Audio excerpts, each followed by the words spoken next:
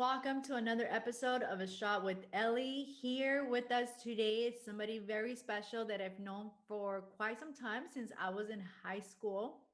Mm. And it's been a while. And her name is Ari Ortiz Chavez. She got married a few years ago, so her last name changed. So, how are you, Ari? Thank you for being here with us. Hi, I'm good.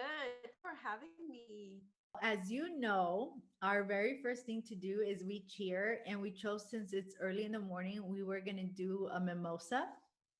So let's cheer. Oh. Cheers. Cheers.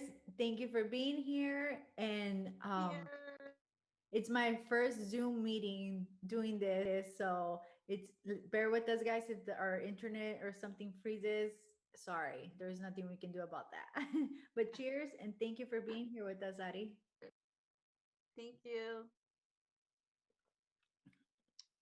So I haven't spoken to you in quite some time, but the cool thing about this is that we can kind of, even though we don't talk for a few months, when we do talk, it feels like time Mm. never went by, which is so awesome. Yeah. We, a little backstory between Ari and I, um, we went to high school together. However, we never really spoke, right? We Right. had our little group of our different group of friends and stuff. It wasn't until after high school Mm. that we ended up working at the same girls' boutique. And when we saw each other, we're like, hey, I know you, even though I never even spoke to you before. Like your face is familiar. So we became friends.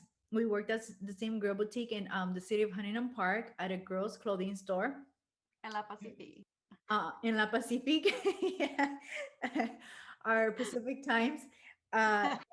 And so there we bonded, like we learned so much about each other. We both learned Yeah. that we were dreamers. Yes. And I think that just grew, that made us closer. We felt like That we brought us could relate together. with one another, right? Mm-hmm. Tell me a little bit about Ari. How was Ari's upbringing? Oh, wow. Um, so as you know, but people who don't know me obviously don't know. I came here to the US when I was 5 with my mom and my younger sister. She's, well, right now, oh, I'm gonna say my age. I mean, 32, right? So my sister's 30, so she's not so little anymore. But yeah, I was 5. She was 3. We came here to reunite with my dad, like a lot of immigrant stories. And yeah, like from there, my life pretty much changed. Like it really did change. Um, we were at first, it was the three of us, and then my sister came along, my other sister, and then my little brother came along. So I'm the oldest of four. Growing up was not, I don't know how to say this, was not the happiest of times. I'm not gonna go into detail, but yes, it was definitely tough financial wise and just the family dynamics. um yeah, it was not an easy upbringing, and I think I feel good talking about it. I feel not good, but I feel okay talking about it now because I've done a lot of um self healing and getting help, and which I think it's something that a lot of us maybe feel ashamed of saying, but even though many of us, I think, have had a rough childhood, I still love my parents, and I am grateful for them that I mean, they risked their lives pretty much, especially my mom, coming to different countries so we can have an opportunity at life, pretty much. And for that, I will forever be grateful. Yeah. But yeah, that's my childhood um, In a nutshell. in a nutshell. Yeah. Um, I so you mentioned right now that you had your parents living together, which Yes. I mean, my previous people that I guess that have come here, they were single household, Mm. just like myself, single parent household. Yeah. Um, I mean, so it kind of felt like that a lot, like my mom being single mom. But yeah, it was. They were two. I live with my parents. They're still together. Yeah, Into school, when it came time to apply for colleges or yeah, after high school, in I mentioned this before, with me and my family, they were never really my mommy to pursue further education. Was that the case yeah. with you, Same. or Mm. were your parents like, okay, you graduated high school, y ya, ponte a trabajar, get to work? Or were they saying like, continue with your education, or how was that about?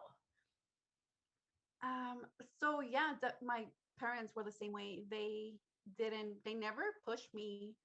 Um, I mean that can be a positive and a negative. Because I do think that a lot of kids definitely do need that. But I mean, for me, it worked out. I've always been um, determined and motivate myself. And I saw school since I was little as like an escape, I guess, from what was going on in my family, in my household. And I liked it. I've always liked school. I always like learning. So they didn't have a hard time pushing me. But then at the same time, they didn't really go to like parent meetings or anything like that because, well, they were always working and they still work a lot. So for that, I mean, I understand. But yeah, it was tough in the sense that I kind of did a lot of having to figure out like how do I better myself or how do I get out of the situation. So yeah, that was kind of like the hard part of it. Mm, yeah, that was pretty much how there was no pushing involved. So when you graduated high school, what determined or what made you decide that you wanted to pursue further education? For those that don't know, Ari, she did go to college. She finished her bachelor's, and now she's going to school to do. She went to school for business. Uh-huh. Let me retract that. She went to school for business, uh, pursued the business career, and then decided that now she wants to be an attorney. Yes. So she's pursuing a career in getting into a law firm, a law school. Yes. So I right now I'm a legal assistant at immigration law firm. And yeah, that's I mean it's a long story to where I got where I'm at. But yes, I'm studying for the LSAT and hopefully getting into law school this year and starting next year. That's freaking amazing. But let's retract a little bit. How Yeah. was that journey with school? How did you decide, okay, I'm gonna do business, and then what made you change your mind? Get into the details so that we would like to know that. Okay. So well let me kind of just start where as a dreamer, as you know, well back then in high school we were I think it was AB Maybe if I 541. Right. Okay. So we were that. So that just meant that we qualified for in-state tuition, right? We didn't have to pay out of state tuition. What was, I mean, as it is education, it's super expensive. But we did have that chance. I think a lot of it has, well, part of it, right? Because had to do with the classes that I was in and the group of friends.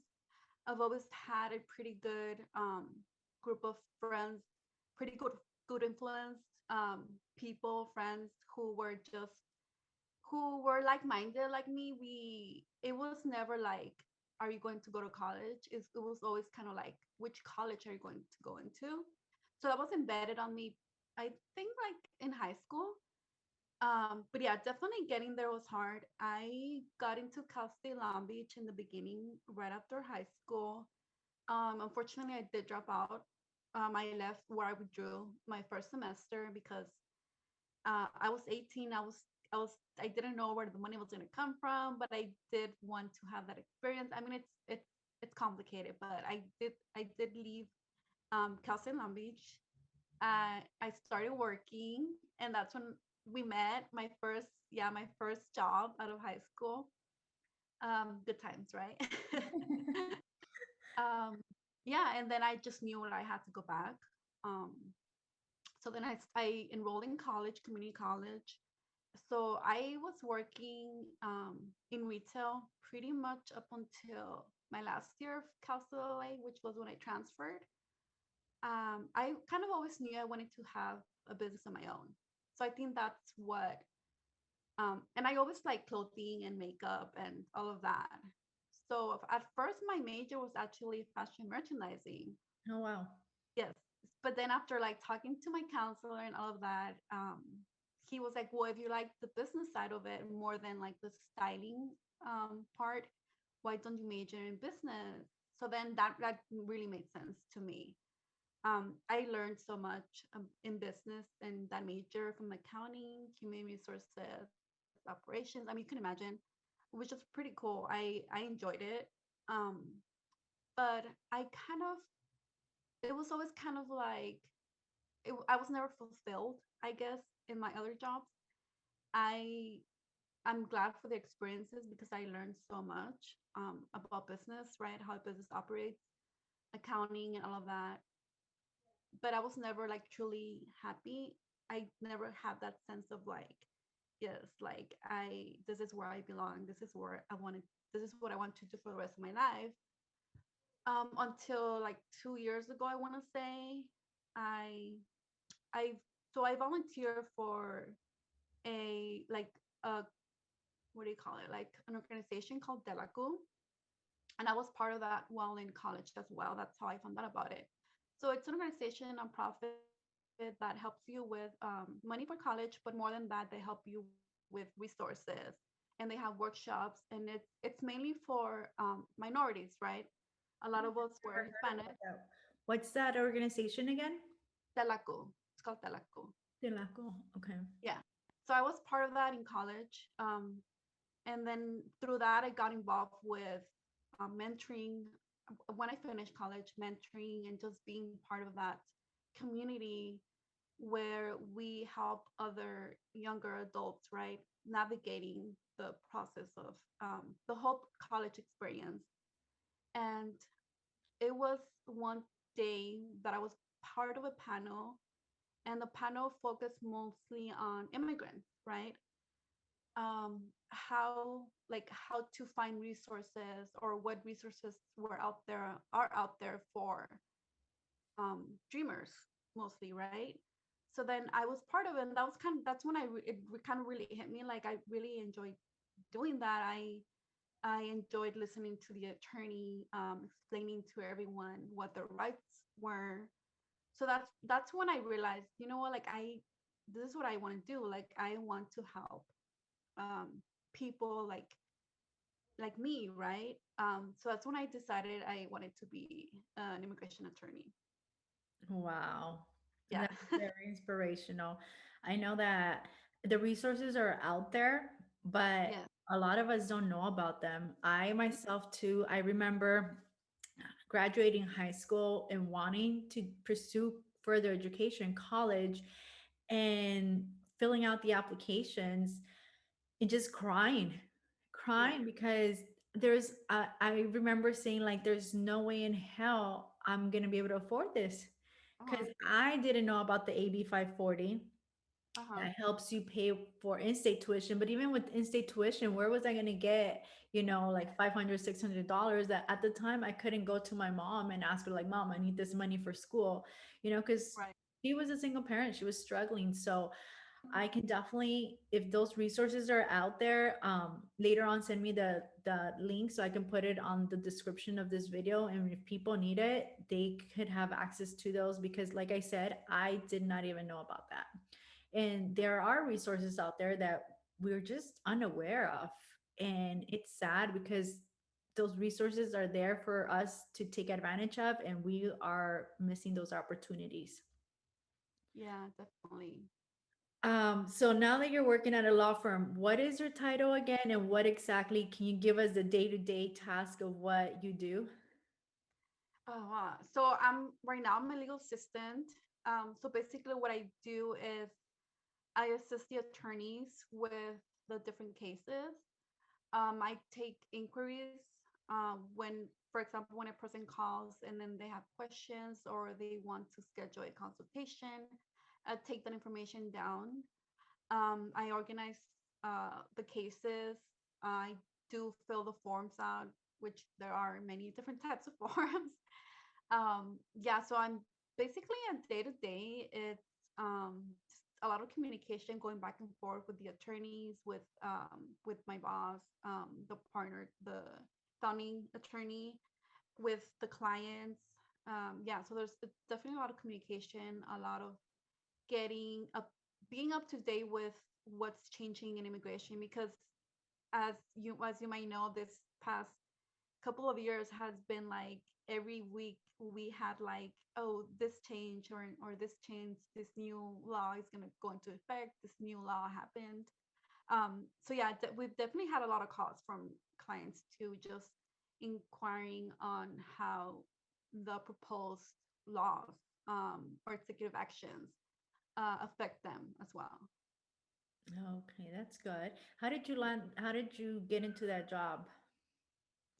Um, so I was honest, uh, on, because coming from a business background, I knew I was gonna have a hard time obtaining a job in immigration. Like it's not, well, it's, yeah, it's different. It's two different worlds, even though they have similarities.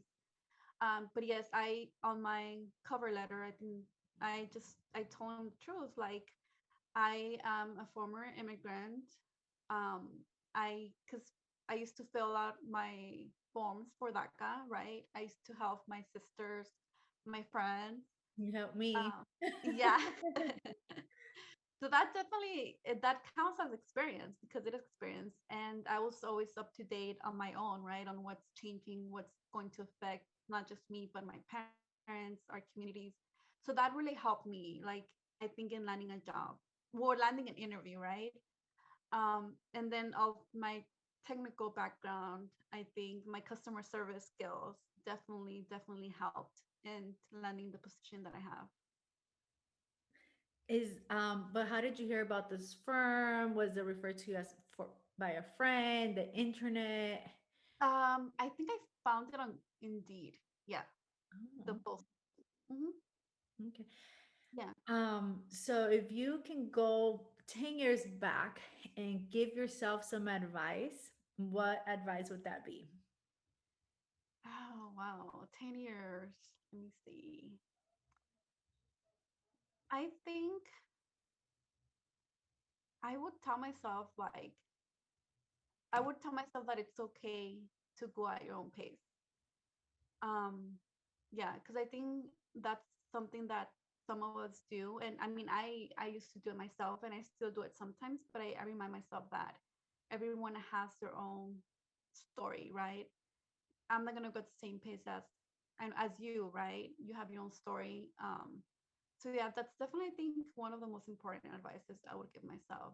Be patient, go at your own pace, and um, you can do it. Yeah, for sure. And I think that's what we struggle with. I think that we compare ourselves a lot to others. Hmm. And I'm me personally, I'm like, shit, all my friends are over here and I'm like barely right here, you know? So kind of like I'm tough on myself, but I Hmm. think it's just because I have so high expectations Hmm. that I think that's where your comment of, things will get done at their own pace really hit home right now. Because it's true. We kind of, like, I have a friend that tells me, it's like, no tienes que ser el primero en llegar, pero tienes que llegar, Yes. you know, or something along those lines. Yeah. You don't have to be the first one to get there, but just get there. As long as you get there, that's all that matters. Um, because I just turned 33 and I'm just finishing my BA. Like in May, I'll be done with my BA. And all of my other friends are like with their masters. And I'm like, Uh, crap, I'm barely finishing my BA. Like, seriously. So but you know what? Like, I do want to tell you right now that, like, what, your path that you're taking, I am super proud of you, because you didn't give up on, on going to college, on finishing school, and I think that's very something to admire, for sure. And you have a kid, obviously, right? How old is he now? 12. Oh my gosh, he's almost a teenager. I know. I can't believe it myself. I can't believe he's going to be a teenager and he's already almost as tall as I am. I'm like, holy cow, soon enough, he's going to like tower over me. And But thank you. Your words are. I thank you for your kind words. Honestly, it means a lot. Coming from somebody that has known me for so many years. Yeah. It hasn't been easy, but yeah, I have not given up. Um, but thank you. I appreciate it. Cheers to that before I start getting teary eyed. Cheers. No teary eye. Mm. What I know success means a lot of things to different people. In Uh-huh. Patty's world, what does success mean? Oh wow. Success. I think part of what has kept me going, and I say kept me going because, life is hard, right? As it is. If you're an immigrant minority coming from um not so perfect household, um, I think that itself it's tough, right? Can be tough. And it's tough on a lot of people. But what has, you know, kept me going forward and going back to your question, being successful is, um, I guess, the American dream, right? A lot of us have that dream. But I think, like I mean, we have, my husband and I have our own home. We were fortunate enough to purchase it a year after we got married, and yeah, we've been married for 7 years. It's not a couple of years. It's been together for what, almost 17. But yeah, that's a different story. Yeah, so we were fortunate enough to be able to purchase a house, and that itself was success already, right? What that was, I think I would say my second level of success. My first success was finishing high school, definitely, which is not common in my whole extended family. Um, Finishing college was a second part of success for myself. Um, Buying a home. So I think for me, success has different levels, right? Having goals and be able to accomplish that goal, that's going to lead you to your other goal and your other goal. So yeah, that's what success in short is for me. So right now I do consider myself successful, even though I still haven't reached my other goal, which is becoming an attorney. But from everything that I've been through and everything that I've accomplished, I can say, if I were to, let's say, I don't want to be like negative, but if I were to die tomorrow or something, I can say that I was pretty successful. Mhm. No, well, let's not be negative and let's not think Okay. that because I law know. of attraction, I tell this to everybody, you will become an attorney. You just Yes. have to, I don't know if you ever seen The Secret. Oh yes, yes. I believe for sure in the law of attraction and being positive and just believing that you can do it and going for it, and yeah. Yeah, so put it on your vision board. You're gonna be an attorney, attorney Ari Ortiz Chavez. I almost forgot that last name. Um, but definitely you're gonna be there and I'm gonna be sending everybody your way. Yes. Uh, with that being said, um, give me three words that would describe Ari. um Resilient for sure. Yeah, resilient, determined, um and I would say, I want to say ambitious, but that can, I guess, yeah, I can, because you can say ambitious. Yeah.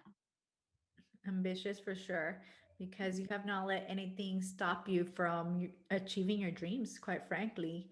Whatever you set your mind to, you're going for it. And hey, that's ambitious in its own.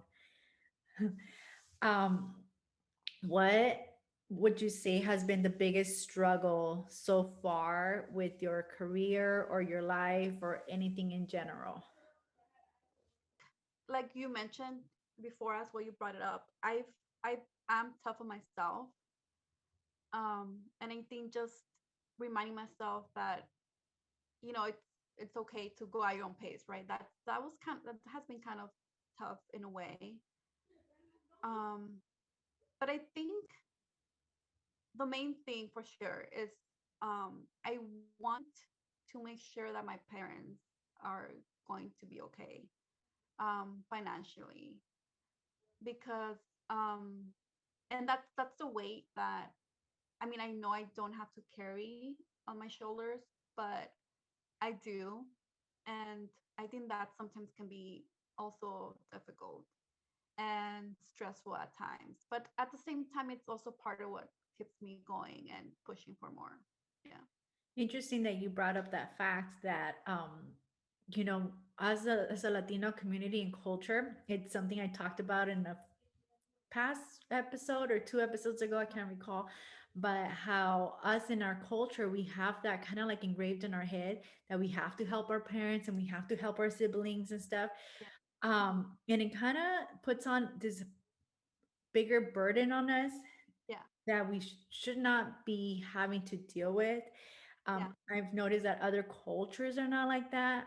And I've Hmm. always wondered, why is it that in our Latino culture we have that like it's kind of like embedded in us that we Yeah. have to, you know, if you're successful, you have to help your parents out. You have to do this. You have to, you know, and it's just like at the end of the day, you don't, let's say you have like a handful of of you know, fruits of labor, fruits that you've accomplished, and then you're giving out so much out, and then you're like left with basically nothing, Uh-huh. you know. And it's just kind of, why do you feel like you have to help them out?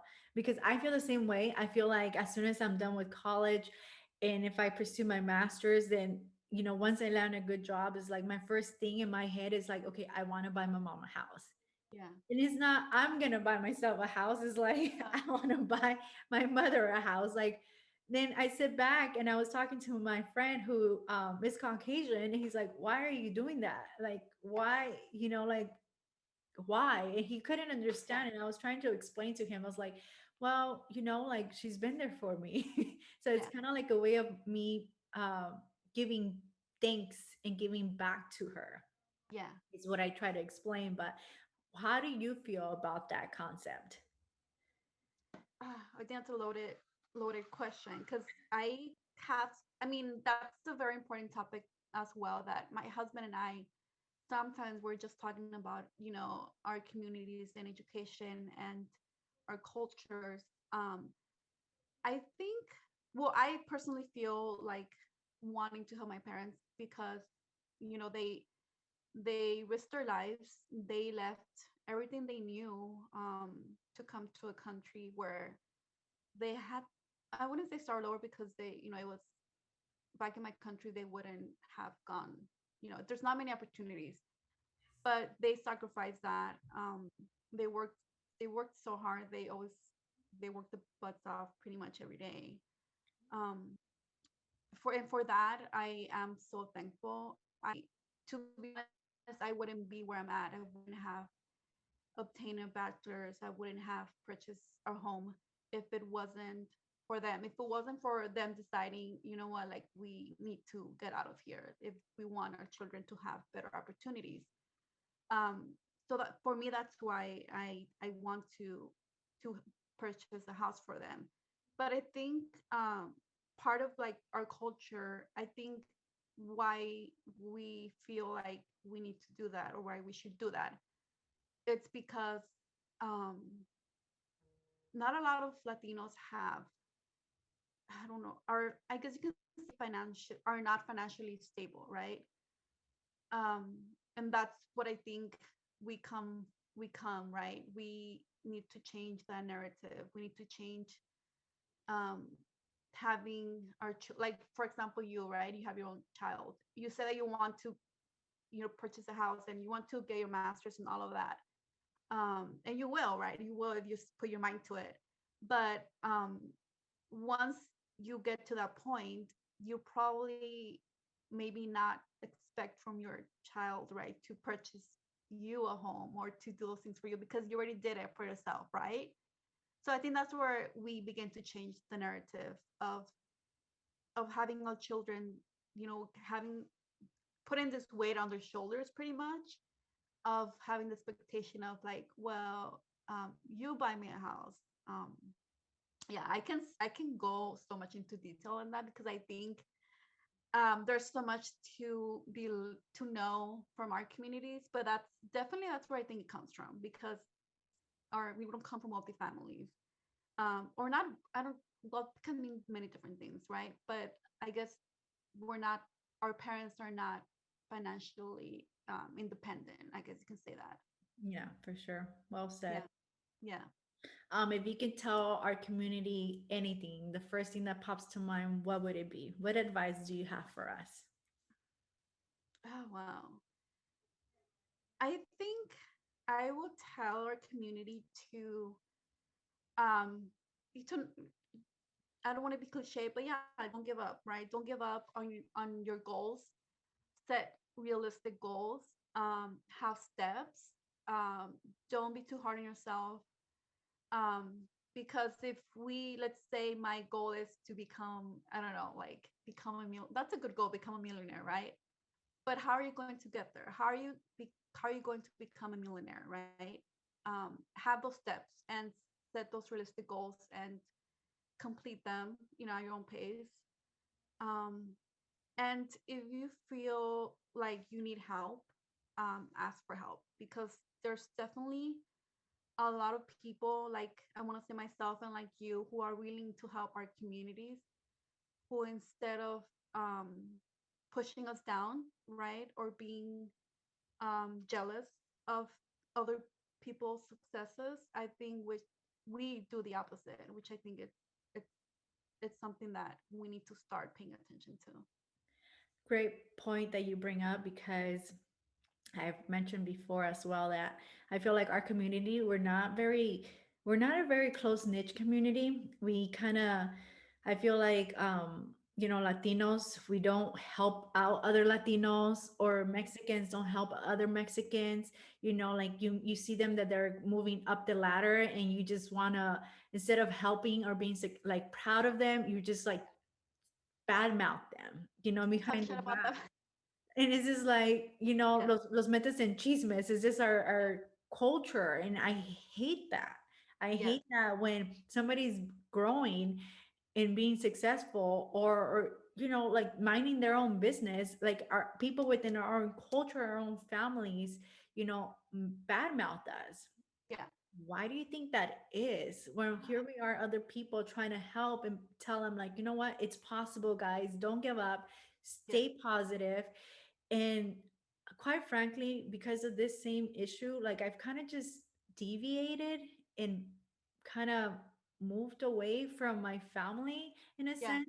Not because I feel like I'm better than them or anything like that, but I just feel like they always talk bad or yeah, feel like a certain way about me when I'm not. I'm just minding my own business and mhm, trying to focus in school, and I don't have yeah, time to go to the million parties that are out there. yeah. Especially in our culture, there's so many parties out there. Um, so Even now, sometimes. I was just at one, like I was at a baby shower. I was like, okay. But even then, like, why do you think that is? um, I think it comes down to our parents, to our grandparents, to the ideas that not I wouldn't say my parents, because my parents they're not that way. Um, but I have seen people who are like that, right? Saying and it's interesting that you bring that topic up, because I growing up, yeah, I wasn't really close to my cousins and all of that, like, because I was always just focusing on school, and I know that they thought I was like that I felt I was better than them as well, or that I was, like conceited. Like, I haven't used that word in forever. Um, but in reality, I just wanted to better myself. I didn't have so much in common with other people my age in my family, like cousins and that cousin and them. So I wasn't really close to them, because they weren't people that I could go and say, oh, like, you went to college, how did you do that, like, can you help me, can you give me more information, or you're working in engineering, or you're a doctor, or any, well, and I don't want to say you can be a plumber too. And plumbers are really respectable job as well, or like anything, right? That you want to learn from. I didn't have that in common. I think a lot of people in my family see that as a waste of time, unfortunately. Um, so I think it like comes down to our parents and our grandparents, and just making those comments like, oh, like, oíste que esta muchacha like fue al colegio y oh, ya tiene caro, but like having kind of saying it in a negative way, right? Not as like, oh, like we're so proud of her, like she has accomplished so much. There's not a lot of that happening in our communities, unfortunately, and There isn't, and it's there very isn't. sad. Yeah, And yeah, the few people that have made it, I feel like they're not very open to talk or communicate or share their stories. How did they achieve that? How their triumphs? How did they get there? mhm. So I really do much appreciate you taking your time and spending this morning with us and Thank being you. I appreciate you open. having me. Thank you. It's been very enlightening the fact that you open up to our immigration community because it's out there, but I feel people are afraid. Yeah, People are afraid to come out and talk and tell their stories, quite yeah, frankly. yeah. But guys, if you're in the DACA community, like I'm in DACA, she was in DACA, she got married. She thankfully was able to get your green card, right? Did you get your Yes, citizenship yes. yet? So at the end of this month, I can apply for my citizenship. Oh, look at that. How amazing is that? You know, and just don't give up, guys. Follow your dreams. It might not be easy. There might be hoops and, hurdles you have to go over, but it's possible. Yes, it's And definitely we have possible. help here. Ani, if anybody in the community wants to reach out to you, is there any way they can reach out to you? Yes, for sure. So I'll give you my social media. I think that's probably the best, most convenient way. So people can reach out to me. I have Instagram and Facebook. Okay. So she's gonna send me her Instagram so you guys can follow her on Instagram. You guys can send me a message.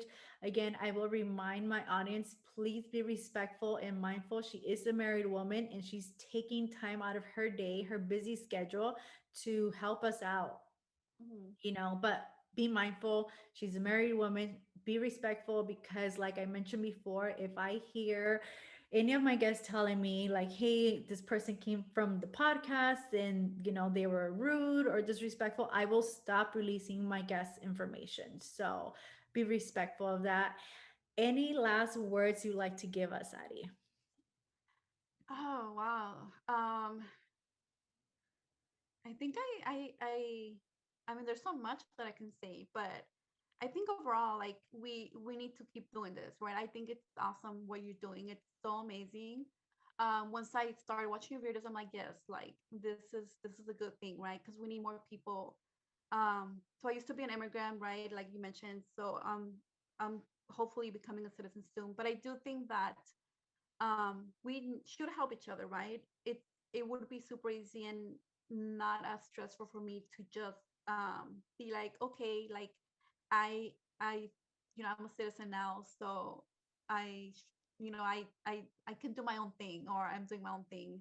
But I really want us to change that narrative of helping each other, and of you know voice have a voice and put your voice out there. And I think it would keep doing that, great, amazing things will happen in our community for sure. Thank you, Addie. Before we go, so when you got your green card, where was the first place you went to? Oh wow. Mexico. Yes, I went to Mexico. You went to Mexico. Yes, Any other to country you want visit to go to my visit? huh? Any other country you want to go visit?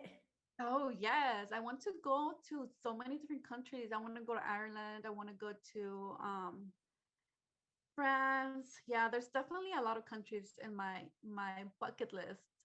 Hopefully, next year maybe we can go ahead and travel more. But yeah. No, I'm so proud of you. Thank you again for taking the time of your day of being here with us and sharing. Everything has been very insightful. Mhm. So I very do much appreciate that. And I'm going to be grateful to you forever. And again, guys, thank you for listening to us. Ari, cheers to say Yes. bye to our audience. Cheers. Cheers. And thank you once again. Bye guys. Bye.